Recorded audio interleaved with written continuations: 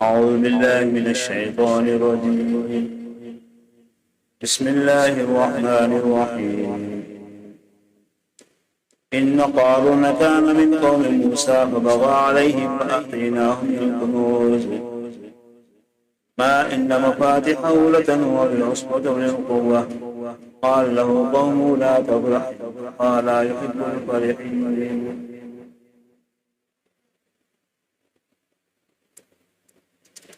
قرآن پاک کے اندر اگلے قوموں کے اور اگلے انبیاء علیہ الصلوۃ والسلام اور ان کی امتوں کے حالات و واقعات جو بیان کیے گئے ہیں،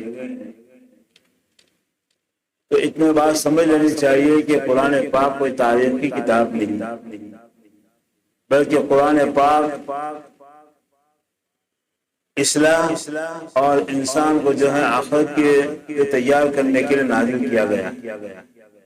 اس کے اندر تذکیر و موعظت کی باتیں ہیں، لہذا قرآن پاک کے اندر کوئی بھی واقعہ مسلسل بیان نہیں ہوتا، اللہ یہ کہ کچھ واقعات ایسے ہیں جیسے کہ حضرت یوسف علیہ السلام کا واقعہ، مسلسل کئی جو ہیں حقوق کے اندر اس کا بیان، لیکن ان بیان تمام قصوں کو بیان کرنے سے مقصد کوئی تاریخ کی معلومات حاصل کرنا نہیں ہے، بلکہ کیا فرمایا فَقْصُصِ الْقَصَصَ لَعَلَّهُمْ يَتَفَكَّرُونَ، آپ جو ہے لوگوں کے سامنے اگلے قوموں کے حالات و واقعات کو بیان کیجیے، قصوں کو، تاکہ وہ اس کے اندر غور و فکر کرے، اور غور و فکر کیوں کرے؟ تاکہ غور و فکر کر کے اللہ کی قدرت سمجھے، اللہ کے مظاہر کو معلوم کرنا، اور اللہ کی ذات ایک مان کر اس کی ذات کے ساتھ زندگی گزارے۔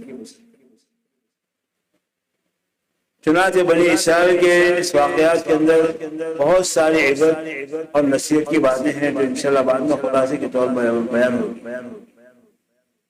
حضرت موسیٰ علیہ السلام کو جیسے قارون جیسے فرعون جیسے ظالم بادشاہ سے پلہ پڑا تھا اور اس سے مقابلہ تھا، ایسے ہی جو ہے حضرت موسیٰ علیہ السلام کے زمانے میں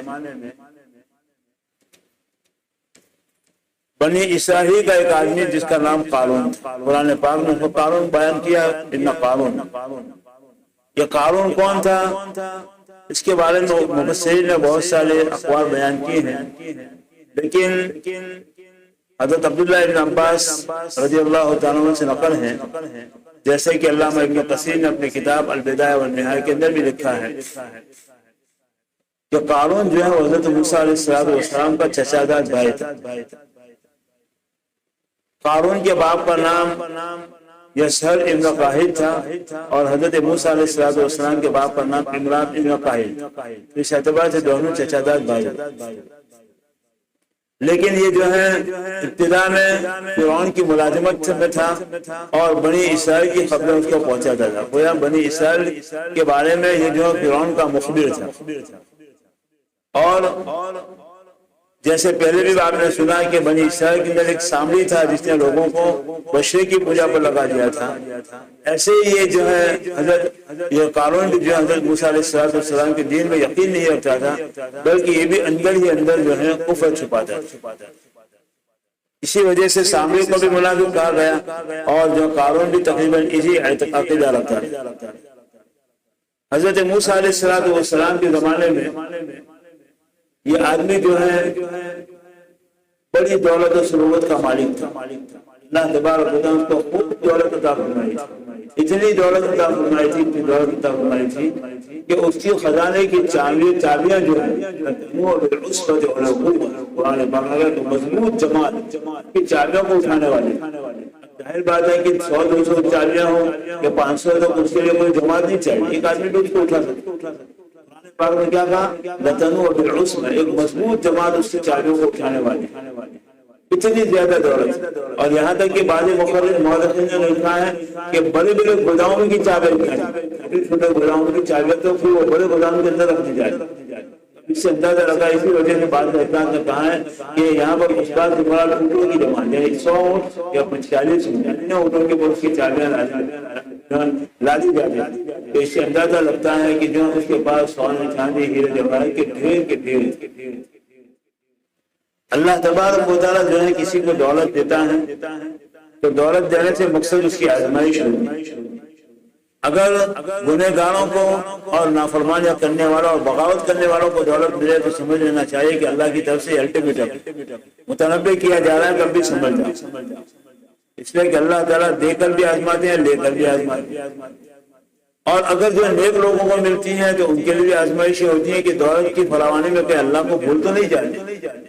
جیسے کہ عام طور پر دولت اور مال کا اثر کیا ہوتا ہے کہ انسان غریب ہوتا ہے تو سادی زندگی گزار لیتا ہے اور جو ہے سادگی کے ساتھ اپنا کام کاج چلا لیتا ہے، لیکن دولت آتی ہے تو دماغ اونچا ہو جاتا ہے، صورت سے باتیں کرنے لگتے ہیں، اور جو تکبر، گھمنڈ، حسد، کینہ، ساری چیزیں دولت کے ساتھ آتی ہیں۔ اس سے فی نفسی دولت کوئی اچھی چیز نہیں ہے اگر جو خدا کی نافرمانی کے ساتھ اور فرمانبرداری کے ساتھ تبھی جو ڈرنے کی ضرورت۔ تو قارون کو اللہ تبارک و تعالیٰ نے جو ہے بہت دولت دی،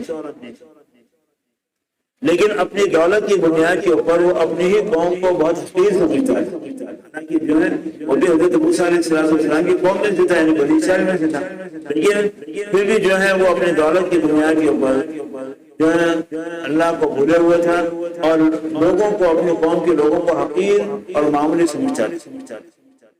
چنانچہ جو ہے اس کے اندر انانیت بہت زیادہ تھی، یعنی سب کچھ میں ہی ہوں، میرے سوا کوئی نہیں۔ کہ دولت انسان کے اندر تکبر لے کر ہی آتی، اسی وجہ سے صوفیاء نے اس کی مثال کیا دی ہے کہ اس دولت سے ایک سانپ کی طرح، سانپ ظاہر میں نقش و نگار والا ہوتا ہے، لیکن کوئی اس کو جو ہے اس کی نقش و نگار دیکھ کر اس کو پکڑنے لگ جائے تو ظاہر بات ہے کہ اس کو موت کے گھاٹ اتار دیتا ہے، ڈسے گا تو جل آئے گا اور جل کی وجہ سے ہو جائے گا۔ لیکن جو اس کو اس کا ماہر ہوتا ہے پکڑنے کا تو وہ لوگ اس کو پکڑ لیتے ہیں اور سانپ اس کا کوئی بھی نہیں چڑھاتے کیونکہ وہ ماہر۔ ایسے ہی دولت جو ہے ایک سانپ کی طرح، اگر دولت کے استعمال کا طریقہ انسان کے اندر نہیں ہوگا تو انسان کو جو تباہی کے دہانے پر لے جائے، اور اگر استعمال کا طریقہ کیا قرآن و سنت نے بتائیں، اس صورت میں یہ دولت اس کے رحمت مل جائے۔ امام اعظم ابو حنیفہ رحمۃ اللہ علیہ کے اتنے بڑے امام ہوتے، صحابہ کے بعد اتنی بڑی شخصیت امت کے اندر نہیں ہوئی جیسے کہ امام ابو حنیفہ۔ اور دولت و سہولت کا حال یہ تھا کہ آپ کی جو ہے آج بغداد اور کوفہ کے اندر ملا کر 30 برانچیں تھیں، اور ان کے یہاں کپڑا ایسا بکتا تھا جو اس زمانے میں 600 دینار میں بکتا، 600 دینار نے 600 گھنٹیاں سونے کی۔ اتنی دولت ہونے کے باوجود کیا حال تھا؟ اللہ سے اتنے زیادہ ڈرنے والے تھے کہ ان کے زمانے میں اتنا ڈرنے والا پوری رات اللہ کی عبادت میں گزار دیتے، یہ دولت کو نقصان نہیں پہنچایا۔ تو بہرحال قارون کے پاس دولت تھی، سب کچھ تھا، لیکن استعمال کا طریقہ نہیں۔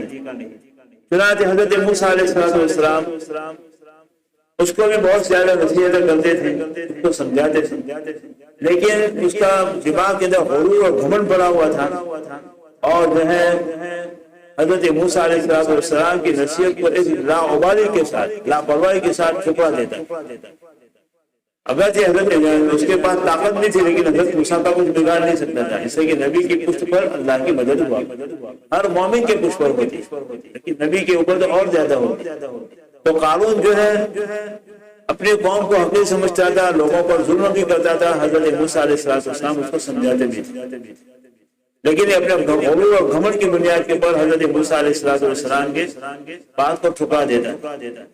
حضرت موسیٰ علیہ السلام اور موسیٰ کے قوم کے لوگ جو نیک لوگ تھے وہ بھی اس کو سمجھاتے تھے، وَابْتَغِ مَا آتَاكَ اللَّهُ مِنَ الدَّارِ الْآخِرَةِ وَلَا تَنْسَ نَصِيبَكَ مِنَ الدُّنْيَا وَأَحْسِنْ كَمَا أَحْسَنَ اللَّهُ إِلَيْكَ۔ کہ بھائی جو ہے اللہ تعالیٰ نے تجھے دنیا میں دولت دی ہے تو اپنے حصے کو بھول مت جا، یعنی دولت کے نشے میں آ کر تو غرور اور گھمنڈ مت کر، اور اپنے غرور اور دولت کی بنیاد کے اوپر لوگوں پر ظلم مت کر، اور لوگوں کے ساتھ احسان کا معاملہ۔ حضرت موسیٰ علیہ السلام نے اس کو سمجھاتے تھے کہ بھئی یہ دولت جو اللہ کی طرف سے تجھے ملی ہوئی ہے لہذا اس کا حق ادا کر، یعنی اس میں سے زکات دے، صدقہ کر وغیرہ۔ تو ایک مرتبہ اس نے گھمنڈ میں آ کر کیا کہا، انما اوتیتہ علی علم، میں تو بڑا ایجوکیشن کا معلوم، مجھے بہت علم ہے، نالج بہت زیادہ، اور میں نے اپنے نالج کی بنیاد کے اوپر دولت کمائی۔ حالانکہ دولت کا ملنا نالج کی بنیاد پر نہیں ہوتا۔ عام طور پر دیکھیے کہ جتنے منسٹر بنتے ہیں دولت لاتے ہیں وہ انگوٹھا چھاپ ہوتے ہیں، اور ان کے سچیو ان کا سلاکار کون ہوتے ہیں؟ بڑے لکھے لوگ ہوتے ہیں، की डिग्रियां हासिल की होते वही उनके सलाहकार होते और तो वो उनके गुलाम होते और उनके सेव होते। तो जो है दौलत की दुनिया जो है इंसान को माल जो मिलता है वो उसकी दिमागी सलाहियत या उसके इल्म की बुनियाद पर नहीं मिला करता, बल्कि जो ये तो अल्लाह की तरफ से मुकद्दरात है, अल्लाह की तरफ से बताइए किसको देना किसको न देना, कौन देने के काबिल है कौन न देने के काबिल है, कौन आजमाई के काबिल है कौन सजा के काबिल है, इस एतबार से मिला करता। वरना जो है अल्लाह ताला तमाम को दौलत दे देता है तो अगर तमाम को अल्लाह दौलत दे देता है तो जमीन में फसाद मच जाए। तो अल्लाह ताला जो है अल्लाह तबारक व तआला देता है तो कैसे देता है, किसी को जो है नाप नाप कर देखता है। घर में जो है दालों की तरह बच्चे भरे हुए हैं और पूरी रोटी भी नहीं मिली, और बाजे लोग ऐसे उनको कोई अलग खाने वाला नहीं, तो मकान के मकान बनते हैं, दौलत की दौलत होते हैं, बैलेंस मिलता है, कुछ मिलता है। कि अल्लाह तबारक व तआला का एक निजाम है और उसकी हिम्मत को वही समझते। लिहाजा इंसान को जो है अगर अकल की बुनियाद के ऊपर माल मिलता है तो दुनिया में सारे अकलमंद मालदार होते हैं और बाकी जो कम अकल होते हैं उनके पास कुछ भी नहीं होता, लेकिन ज्यादातर कम अकलों के पास देखो दरमियान में बात याद आ गई। तैमूर लोग जो है वो बादशाह हिंदुस्तान पर भी सके मतलब हमला किया, उसकी हुकूमत भी हुई, पाँव से लंबा था, ऐसे लोग तैमूर लंग थे। जब वो हिंदुस्तान का बादशाह बना हुकूमत यहाँ के उसके हाथ में आई तो उसका एक दोस्त था उसको मिलने के लिए गया। अब जब इंसान के पास कुछ भी नहीं होता है तो हर एक के साथ कोई दोस्ती करने के लिए जाता है और लोग उससे भागते। जब इंसान के पास दौलत आती है तो फिर लोग उसके पास जाते हैं, सलाम करते हैं, सब कुछ करते हैं। जब तैमूर बादशाह बना अब इंसान जब बड़ी होता है तो अपने गुर्बत के जमाने को मालदारी के वक्त में भूल जाता है। तैमूर का ऐसा ही मामला होता है, दोस्त था उसको मिलने के लिए गया, मुबारकबादी नहीं, पुराना दोस्त है उसको मुबारकबादी थी करना सुना जो है वो जैसे ही गया तो तैमूर उसको पहचान तो दिया मेरा दोस्त, क्योंकि बादशाह बन चुका था दिमाग से। तो उसने सलाम किया और मुबारकबादी। तो तैमूर ने सवाल किया कैसी और चला मदी तू कौन है और क्यों आया? तो वो समझ गया कि बादशाह की भाषा में मुझे उसे जाना। तो उस दोस्त ने कहा कि मैं बादशाह ने पूछा कि भाई तू कौन है, कहाँ से आया, तेरा नाम क्या है? उसने अपना आने जाने का सब बताया और कहा कि मेरा नाम दौलत है। अब वो आदमी जो उसका दोस्त है वो नाबीना था, अंधा था, क्या कहा मेरा नाम दौलत है। तो तैमूर ने कहा कि दौलत हम पर क्या दौलत भी अंधी होती है? तो दोस्त ने बड़ा अच्छा जवाब दिया। क्या जवाब दिया? अगर दौलत अंधी न होती तो कुछ लंबे के पास नहीं आई। तो मतलब ये है कि दौलत एक अंधी इंसान को अंधा बना कहां से कहां पहुंचा जाए। तो कारून का मामला भी ऐसा हुआ, उसके पास कुछ भी नहीं था, लेकिन अल्लाह ताला उसको दौलत दी, इतनी दौलत दी कि नस्लों तक खाए खत्म न हो। इसी की जाहिर बात है कि कुरान पाक में कह रहा है कि उसके पास इतनी दौलत थी, उसकी चाबियां जो बड़ी बड़ी मजबूत जमात है। बाज़ हज़रात ने कहा बड़े जो डील और ताकतवर लोग जो है उसकी दौलत और उसकी चाबियों को उठाने वाले, इतनी दौलत थी। जिस दौलत के नशे में उसने जो है गुरूर भी किया और लोगों को हक़ समझा और हज़रत मूसा अलैहिस्सलाम की बात को ठुकरा। हज़रत मूसा अलैहिस्सलाम बार बार उसको जो है नसीहत करते थे और कहते कि देखिए अल्लाह का दिया हुआ है। तो कहता कि नहीं, नमा होती तो अला इल्म इंदी, मेरे पास एक हुनर है, मेरे पास एक इल्म है, जिस इल्म की बुनियाद के ऊपर मैंने दौलत को कमाया। इंसान ये समझता है कि मैं इंजीनियर बन जाऊंगा तो बहुत दौलतमंद बन जाऊंगा, डॉक्टर बनूंगा दौलतमंद बन जाऊंगा, लेकिन ऐसा नहीं है। हर एक की मुकद्दर एक तरह की नहीं हो रहा। लिहाजा जो है कोई आदमी अपने इल्म की बुनियाद के ऊपर तो कुछ भी नहीं कर सकता है, दुनिया के इल्म की बुनियाद के ऊपर कुछ भी नहीं कर सकते। इसलिए कि सारे फन और हुनर के अंदर कामयाब होना कोई जरूरी नहीं। बहुत से इंजीनियर आज देखो कि इंजीनियर बने हुए लेकिन गिरते हैं, कोई धंधा भी नहीं। अब वो लारी को टेल नहीं करते, इसी को तो समझता मैं तो इंजीनियर में लारी नहीं चला, भूखी मर गया लेकिन लारी नहीं चला। तो ये एजुकेशन तो इंसान के दिल में गुरूर और घमंड पैदा करने वाला। तो जो है शैतान उसके दिमाग पर, कारून के दिमाग पर सवार हो गए और उसने क्या कहा, इनको कह दो कि भाई ये तो मैंने अपने इल्म की बुनियाद के, अपने एजुकेशन की बुनियाद के ऊपर मैंने दौलत जमा की, तो अल्लाह की दी हुई नहीं है। इतना ज्यादा हो गया। हज़रत मूसा अलैहिस्सलाम उसको बार बार समझा रहे, लेकिन वो समझने के लिए तैयार नहीं। چنانچہ جو ہے ایک مرتبہ بنی اسرائیل کے اوپر اپنی چھاپ ڈالنے کے لیے، اپنا جو رعب جمانے کے لیے، اور موسیٰ علیہ السلام کے دل میں رعب جمانے کے لیے ایک مرتبہ کیا ہوا، حضرت موسیٰ علیہ السلام بنی اسرائیل کے سارے مجمع کے سامنے نصیحت کی باتیں کر رہے تھے۔ ان کا وقت دن طے تھا، چنانچہ قارون نے بھی تیاری کی اور اپنے تمام دولت، اپنے جو غلام بانجا تمام کو ساتھ میں لے کر بہت ہی شان و شوکت کے ساتھ نکلا حضرت موسیٰ علیہ السلام کے دل پر رعب ڈالنے کی۔ لیکن ظاہر بات ہے کہ نبی کے سامنے ان کے بھی خزانے آ جائے تو نبی کو کہاں فرق پڑتا؟ ارے بہت سے اللہ کے بندے بھی ہیں تو ان کے اوپر کوئی فرق نہیں پڑتا۔ چنانچہ جو حضرت موسیٰ علیہ السلام کے دل پر اس کا کچھ اثر نہیں ہوا، سونے چاندی جواہرات گھوڑے غلام بانجا ساری چیزوں کو لے کر نکلے۔ لیکن بنی اسرائیل کے وہ کچے لوگ کہ جو بار بار حضرت موسیٰ کو سوال کر کے ستایا کرتے تھے، وہ کچے لوگ جو ہے یہ کہنے لگے کہ کاش کہ قارون جیسا خزانہ ہمارے پاس۔ تو جو علم اللہ والے لوگ تھے انہوں نے کہا ایسا مت، اس لیے کہ جو ہے یہ اس کے لیے کوئی رحمت نہیں۔ چنانچہ جو حضرت موسیٰ علیہ السلام اپنے قوم کو برابر نصیحت کرتے رہے، اپنی شان و شوکت کے ساتھ گزرے۔ قارون نے دیکھا کہ موسیٰ کے اوپر میری کسی بات کا اثر بھی نہیں پڑتا، نہ مجھ سے ڈرتے ہیں نہ میرے خزانے سے معروف ہوتے ہیں، کچھ بھی ان کے اوپر اثر نہیں ہوتا، لہذا جو کچھ اور علاج کرنا چاہیے۔ اب جو عام طور پر جب کوئی نیک بندہ ہوتا ہے اور کوئی اچھی نصیحت کرتا ہے تو آخر میں نہیں چلتا تو کیا ہوتا ہے، کہتے کہ تو کیا ہوگا، کوئی نہ کوئی زاجیات کے اوپر حملہ شروع کر دے یا کوئی نہ کوئی الزام اور تہمت لگا دے۔ یہ کیا ہے، دشمن کا ویک پوائنٹ ہوتا ہے، کمزور پہلو ہوتا ہے کہ جس کی وجہ سے وہ زاجیات کے اوپر حملہ کرتا ہے۔ لیکن اگر آدمی جو ہے اپنا کام میں مخلص ہوتا ہے تو اس کا کوئی اثر نہیں ہوتا۔ حضرت موسیٰ علیہ السلام اپنا بند و نصیحت کرنے میں اور اپنے نبوت میں مخلص تھے۔ تو قارون نے ایک مرتبہ جو ہے حضرت موسیٰ علیہ السلام کو بدنام کرنے کے لیے اور یہ نصیحت کا معاملہ ختم کرنے کے لیے اس نے ایک اسکیم بنائی۔ کیا اسکیم بنائی کہ ایک جو ہے پیشہ ور عورت، دھندے دار، یعنی جو طائفہ جیسی تھی، رنڈی جیسی تھی، اس کو تیار کیا اور کہا کہ میں تجھے اتنے پیسے دوں گا اور تو جو موسیٰ علیہ السلام جب قوم کو نصیحت کر رہے ہیں اس وقت جو درمیان میں نصیحت میں تو کھڑی ہو جانا اور کہا کہ موسیٰ تو یہاں نصیحت کرو، تم نے تو میرے ساتھ بڑا کام کیا۔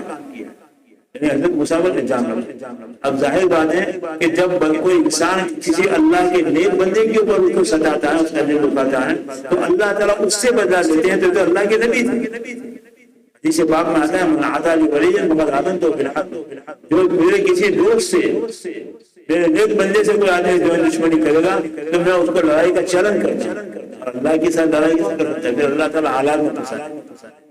اس لیے کسی اللہ کے نیک بندے کو ستانا نہیں چاہیے، یہ کبھی کثیر سن لینے چاہیے، لیکن جو ستانا ہے کہ وہ کبھی کثیر سنائے گا تمہارے فائدے کے لیے سنائے گا۔ تو بہرحال جو ہے قارون نے یہاں اپنا خزانے کا مظاہرہ کیا اور پھر ساتھ ساتھ حضرت موسیٰ کو پریشان کرنے کے لیے اور ضد کرنے کے لیے یہ اسکیم بنائی۔ چنانچہ وہ عورت تیار ہو گئی، وہ تھی بھی ایسی بگڑی ہوئی، تو ایسی ہوگی تبھی تو لوگوں کو یقین آئے گا۔ تو حضرت موسیٰ علیہ السلام ایک روز اپنے قوم کو نصیحتیں کر رہے تھے اور بڑے زوروں پر نصیحت کا کام چل رہا تھا، لوگ توجہ کے ساتھ سن رہے تھے۔ اسی دوران میں وہ عورت کھڑی ہو گئے کہ موسیٰ تم یہاں نصیحت کی باتیں کرتے ہو، تم نے میرے ساتھ ایسا کام کیا۔ حضرت موسیٰ علیہ السلام ایک دم خطرناک ہو، ظاہر بات ہے کہ چہرے پر اثر تو آنا ہی چاہیے تھا، ابھی تو جو دل میں سر نہیں رکھتے تھے، دل میں جو ان کے سینے میں دل تھا، سر نہیں تھا، تبھی تو اوپر اثر تو ہر کے اوپر ہوتا ہے۔ چنانچہ حضرت موسیٰ علیہ السلام نے بہت ہی سکون اور اطمینان کے ساتھ اس کو کہا کہ تو آگے آ جا، اور کہا کہ یہاں پر تم کھڑی ہو کر پوری قوم کے سامنے اللہ تعالیٰ کی قسم کھا لے کہ میرے ساتھ ایسا کیا۔ اب ظاہر بات ہے کہ نبی کا دور ایسا دور ہوتا ہے کہ لوگ جھوٹی قسم کھانے سے بھی ڈرتے ہیں، اس لیے کہ نبوت کی نبی کی نبوت کا اثر ہوتا ہے، کی صحبت کا اثر ہوتا ہے۔ اور آج کیا ایسا زمانہ لمبا گزرا اس امت کے اوپر بھی کہ لوگ جھوٹی قسم بلکہ سچی قسم کھانے سے بھی ڈرتے ہیں۔ تو قسم سب سے زیادہ سستی ہو رہی ہے، یہ سستی کیا ہو رہی ہے، لیکن قسم کے اوپر جب عذاب ہوگا اس وقت پتہ چلے گا کہ جھوٹی قسم کھانے پر کیا عذاب، بہت سخت عذاب، اس لیے کہ اللہ کے نام کی توہین ہے۔ تو حضرت موسیٰ علیہ السلام نے کہا کہ تو جو ہے قریب آ کر اللہ تعالیٰ کی قسم کھا لے کہ میرے ساتھ موسیٰ نے اور موسیٰ کا زبان تھی، موسیٰ کے الفاظ تھے، نبی کے الفاظ تھے، وہ عورت ایک دم لڑک گئی اور اس کے بدن کے اوپر کپکپی آ گئی اور کہا کہ موسیٰ آپ تو بالکل بڑی ذمہ ہیں، آپ نے کوئی ایسے غلط کام نہیں کیا، لیکن در حقیقت یہ ہے کہ قارون نے مجھے پیسے دے کر ایسا کرنے کے لیے تیاری کی۔ تو حضرت موسیٰ علیہ السلام نے آخر کہا کہ اللہ جو ہے یہ اب جو نصیحت ہے اس کے اوپر کارگر نہیں ہو، لہذا اس کو اس کا مزہ چکا۔ چنانچہ ایک مرتبہ پھر جو ہے قارون اپنے پورے خزانوں کے ساتھ، یعنی اس کے خزانوں میں جتنی بھی دولت تھی، اب ظاہر بات ہے کہ کتنی لمبی ریلی ہوگی، جبکہ اس کے خزانوں کا یہ حال ہے کہ قرآن نے کہا کہ بڑے بڑے پہلوان لوگ اس کی چابیاں اٹھاتے تھے، تو اس کا خزانہ کتنا بڑا ہوگا تھا، اپنے پورے خزانے لاؤ لشکر کے ساتھ اور اپنے غلام اور بانجوں کے ساتھ اپنے گھوڑوں کے پر سوار ہو کر بڑے تکبر کے ساتھ وخرج علی قومه فی زینته، اپنے قوم کے اندر اپنے پورے زیب و زینت کے ساتھ اس نے مظاہرہ کیا۔ حضرت موسیٰ علیہ السلام نے سمجھ لیا کہ یہ جو ہے بنی اسرائیل کے دلوں کو موڑنے کے لیے اور میرے نبوت کے مشن کو ناکام کرنے کے لیے نکلا ہوا ہے۔ اللہ تعالیٰ کو اس کی ادا پسند نہیں ہے۔ تو دولت جو ہے انسان کا کچھ بنا نہیں سکتی۔ آج کی دنیا کے اندر دنیا کی طاقتیں، سپر پاور طاقتیں کیا کہتی تھی کہ ہمارے اوپر کوئی بھی سماجی آفت نہیں آ سکتی، ہمارے پاس اتنی ٹیکنالوجی، لیکن آج ہر سال کبھی تو طوفان ہوا کا آیا، کبھی تو طوفان پانی کا آیا، کبھی تو طوفان برف کا آیا، کبھی طوفان زلزلوں کا آیا، اور آج وہ مجبور محض ہیں۔ اور ان طوفانوں کو دیکھ کر لوگ بہت سے اسلام میں داخل بھی کہ نہیں، ہماری ٹیکنالوجی خدا کی طاقت کے سامنے کوئی کام نہیں کرتی۔ آج ایسا گھمنڈی اب نہیں بولتے، کیونکہ اب اللہ نے سمجھا دیا کہ تمہارے تکبر نے تمہارا کیا کیا۔ چنانچہ فرعون نے پورے گھمنڈ اور تکبر کے ساتھ اپنا سارا خزانہ لے کر نکلا۔ حضرت موسیٰ علیہ السلام نے دیکھا تو آپ کے دل کے اوپر اس کا کوئی اثر نہیں آیا، دنیا کی ریل پہ اللہ کے نیک بندوں کے اوپر اثر نہیں کیا، لیکن جو ایمان کے کچے ہوتے ہیں یا جن کے پاس ایمان نہیں ہوتا وہ اس کو بہت کچھ سمجھ لیتے ہیں کہ جو غیروں کی دولت کو دیکھ کر، غیروں کا اموال کو دیکھ کر مسلمان بھی لار ٹپکانے لگتا کہ بھائی غیر قومیں تو بڑی ترقی کر گئے، ترقی کہاں ہے؟ ترقی کس کو آپ کہتے ہیں؟ ترقی تو اس کا نام ہے کہ جس کے ساتھ انسان کو سکون کی زندگی مل جائے۔ آج یورپ والوں کے پاس دولت ہے، سب کچھ ہے، لیکن سکون نہیں۔ وہ سکون حاصل کرنے کے لیے کبھی تو ننگے پھر جاتے، تو ننگے ہو جاتے، ننگوں کی مستقل قوم ہے۔ کبھی سکون حاصل کرنے کے لیے اپنی ماں پر ہاتھ صاف کرتے، اپنی بیٹی پر ہاتھ صاف کرتے، اپنی بہن کے ساتھ، اور یہ واقعات ہے۔ تو ترقی اس کا نام تھوڑی ہے، ترقی تو اس کا نام ہے کہ انسان کے دل کو سکون مل جائے۔ تو بہرحال قارون جو اتنے خزانوں کے ساتھ نکلا، اللہ تبارک و تعالیٰ کو اس کی ادائی ناپسند، پہلے سے بھی ناپسند تھی، لیکن اور زیادہ گھمنڈ کے ساتھ نکلا اور اپنے دولت کو اپنے علم اور اپنے ایجوکیشن کا نتیجہ سمجھا کہ میں نے اپنے علم کی بنیاد کے پر دولت جمع کی، تو اللہ نے مجھے نہیں دی۔ چنانچہ اس کے یہ بول اسی کے اوپر گئے اور اس کی دولت اس کو کچھ بھی کام نہیں۔ وَخَسَفْنَا بِهِ وَبِدَارِهِ الْأَرْضِ، ہم نے اس کو زمین میں دھسا دیا اس کے خزانوں کے ساتھ۔ چنانچہ جو ہے اللہ تبارک و تعالیٰ نے اس کو ایسی سزا دی کہ اس کے جب وہ دھسنے لگا تب بھی جو عبرت دے رہا ہے، دیکھو موسیٰ مجھ پر جادو کر رہے ہیں میری دولت کی لالچ۔ اللہ تعالیٰ نے فرشتوں کے ذریعے اس کی دولت بھی اس کے سر پر ڈالا، سارے خزانے اس کے پر ڈال، اور وہ اسی طریقے سے زمین میں دھستا رہے۔ اور علماء نے لکھا ہے کہ وہ قیامت تک دھستا رہے۔ اب جہاں اندر دستہ چلا جاتا ہے، اب قیامت تک دستہ آخر جو کتنا اندر جگہ ہے، تو بہت سے محققین نے لکھا ہے کہ دیکھو کبھی کوئی چیز ایسی زمین کے اندر آخر بہت نیچے ایسی چیز ہے کہ کوئی چیز اوپر سے نیچے جائے تو پھر اس کو واپس کر دیں، پھر واپس کر دیا پھر نیچے جاتے ہیں، جیسے کہ لفٹ جو ہوتا ہے اس کی ایک انتہا ہوتی ہے، اوپر جاتا ہے، پھر اس کے بعد بٹن دباؤ تو نیچے آتا ہے، پھر اوپر نہیں جاتا، پھر نیچے بھی انتہا میں جاتے ہیں، پھر اوپر واپس۔ تو ایسے ہی جو ہے اللہ تبارک و تعالیٰ اس کی سیدھے سزائے گی، وہ زمین میں دھستا چلا جاتا ہے، ایک معین مقدار تک جاتا ہے، پھر اوپر آتا ہے، پھر نیچے جاتا ہے، پھر اوپر آتا ہے، قیامت تک یہ دھستا رہے۔ اور آج تک وہ زمین بنجر پڑی ہے، وہاں پر کوئی مکان بھی نہیں بنا سکتا، کچھ بھی نہیں۔